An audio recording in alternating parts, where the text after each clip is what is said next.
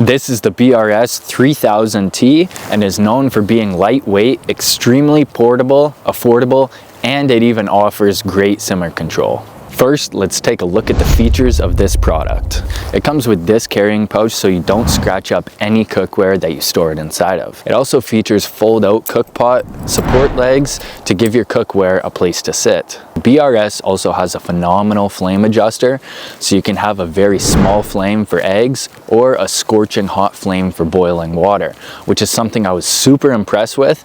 Now let's get into the specs of this product. The total weight of this device is 26 grams. The maximum power output is 9,212 BTUs, which is even more than the Jetboil Flash. Not by much, but it is more. Now the sizing of this unit is 1 7/8 for the height, 1 1/4 for the width, and the dimensions when it's unfolded is 2 3/8 for the height and 3 inches for the width. Now this version right here is called the 3000T, and by the name it's hinting that it is made out of titanium. It claims to boil 1 liter of water in just 2 minutes and 58 seconds using 7 to 8 grams of fuel for 2 cups of water. It can be used with propane, butane, and even isobutane mixture. Full disclosure, it states on the BRS site that it's a butane stove only and that's it. On Amazon and many other reviews, people state that it's able to handle those 3 types of fuel. Just so you guys know, I'm not being paid to say anything. Everything I share with you is found upon my own research and testing of these products. We're going to be testing this system in a controlled environment to get the most accurate results, and I'll be using a device to read the wind speed, temperature, time to boil, fuel consumption, and a fan for added wind speeds. At the very end, I'll finish off with an uncontrolled winter test so we can understand how it performs under different conditions. So now let's get our base weight, which is 198 grams, and the temperature of the room is 22.7 degrees Celsius. And the temperature of the water is 8.7 degrees Celsius, which feels like it would be, a summer day in a big lake. So I'm gonna crank it full blast, light it, and as soon as I light it, I'm gonna hit start. Start. So now we're at the 2 minute and 20-second mark. Oh yeah, she's boiling, so 4 minutes. Okay, so we had it running for a total of 4 minutes and 30 seconds, and we got a good boil going. So we started out at 198 grams, and now we're at 183.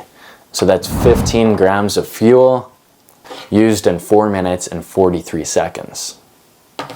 The environment I was recreating would be a summer day that has no wind and you're deep in the woods. So now we're going to get some wind into the equation. Okay, so now the fan is moving at about 3.5 to 4 miles per hour, which 3 to 7 miles per hour of wind, you'll feel it on your face and leaves will rustle in the wind and be moving on the ground. So that is the environment that we're recreating right now. Yeah, so definitely looking at the flame when it's going at about 3 miles per hour, the flame is flying all over the place and it does not seem to be handling the wind good at all. So we're at 4 minutes and 50 seconds and I still don't see the cup rumbling as if it was coming along to start to boil, but let's see how long this carries on.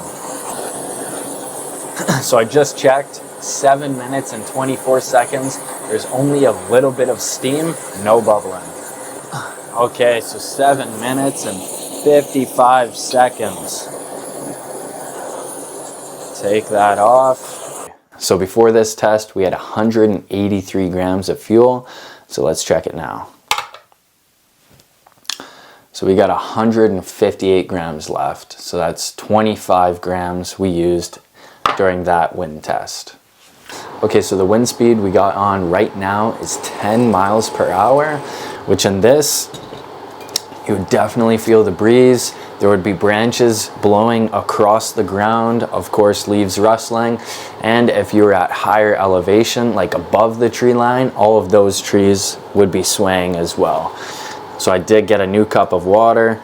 It's pretty close to the same temperature that the first two were at. Get the 2 cups in there. And of course, just like the other tests, as soon as I crank it all the way, I will start the time.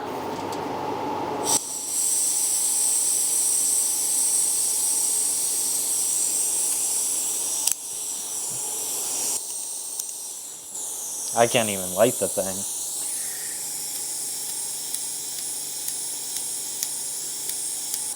Turn that fan off.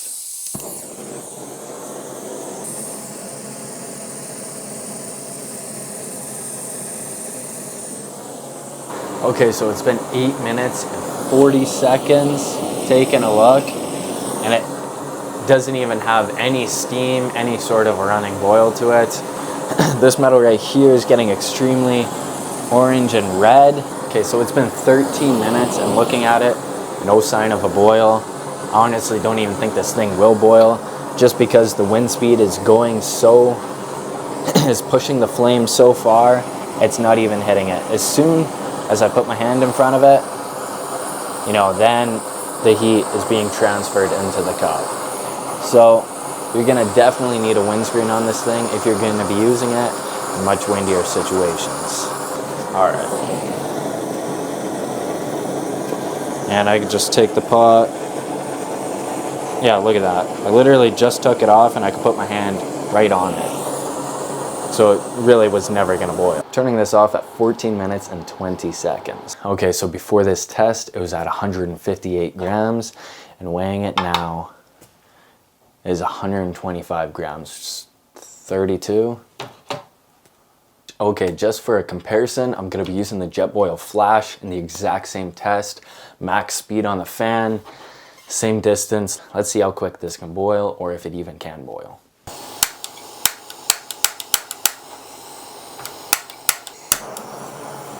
Got it to ignite, and it blew it out.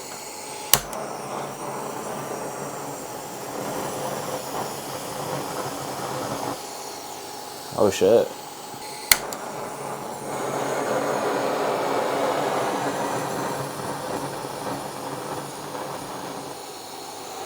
That's interesting. Bring this over here, then start it back up. And the Jetboil Flash cannot handle, wow, that's interesting. The BRS, you're able to get a flame out of it and it will stay on, but you won't get a boil out of it anyway, so it doesn't really matter. In the end, the Jetboil Flash wasn't going to boil, and in the end, this wasn't going to boil. So neither is better than the two. This isn't a comparison video. I can make one on it, but I just want to show you guys, you know, quick $40 option and $170 option. Okay, so before I go and do the winter test outside, I'm going to be cooking up some pancakes. If you could cook pancakes just fine, you can cook anything you want, because we do know that it will go high enough to sear, most certainly. And if it is low enough to cook scrambled eggs, you can cook anything. So it weighs a total of 640 grams. So all we want is a very small flame.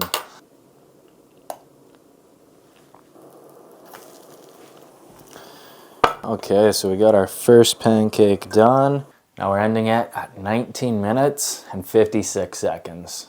Okay, so currently the wind speed is 0 miles per hour and the temperature is -5.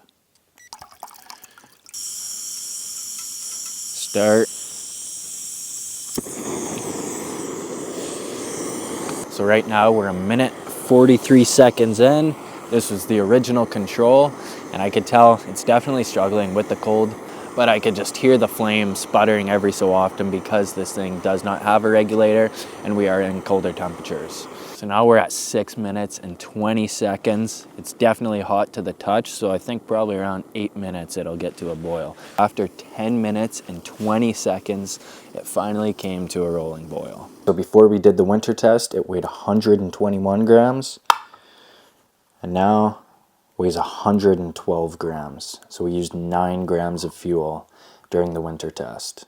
So currently it's -17. I already got 2 cups of water. I got exactly 2 cups of water in this container. Pouring it in here. The total amount of fuel is 371 grams in this. We've also got a wind speed of 3 degrees. So let's start this up.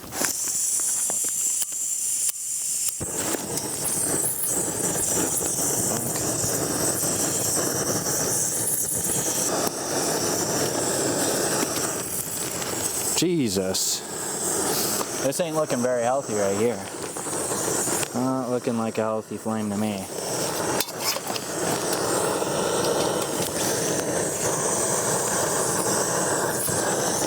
So unfortunately, my audio had cut out midway through the test and I just wasn't aware of it. But it took 6 minutes and 45 seconds to get a complete rolling boil. And I was actually very impressed with the performance of this stove in cold weather conditions. One thing that you guys gotta make sure you remember to do is to keep the gas canisters warm. I could tell you guys right now, it would have taken a lot longer than 6 minutes and 45 seconds in order to get the boil, because it does not have a regulator. Okay, so we started out at 371 grams, and now we're at a total of 353 grams of fuel, so that's 18 grams of fuel used in this test. Now let's take a look at the cons of the BRS. The BRS has a big issue when wind comes into play, so I'd recommend placing anything you can, like your pack sack, maybe a jacket, as a windbreaker, or even possibly buying a smaller windbreaker just to add to your kit. They're fairly inexpensive, they don't take up much room or weight, so it's definitely a good investment to get quicker boil times. Now, probably one of the most common issues that all lightweight stoves have in common is that they don't have fuel regulators. I've talked about this in my Jetboil stash video, and I'm going to explain the importance of a fuel regulator. A fuel regulator keeps the gas to a constant rate of flow in different elements such as hot or cold environments, as I am in one right now.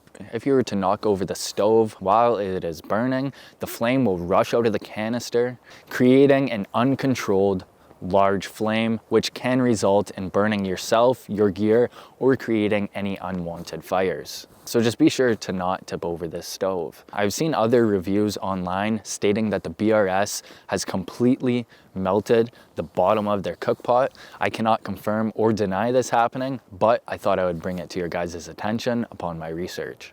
But anyways, guys, I want to thank you guys so much for watching. Not too long ago, I was talking about only having 100 subscribers, and by the end of the year, I was hoping to have 125.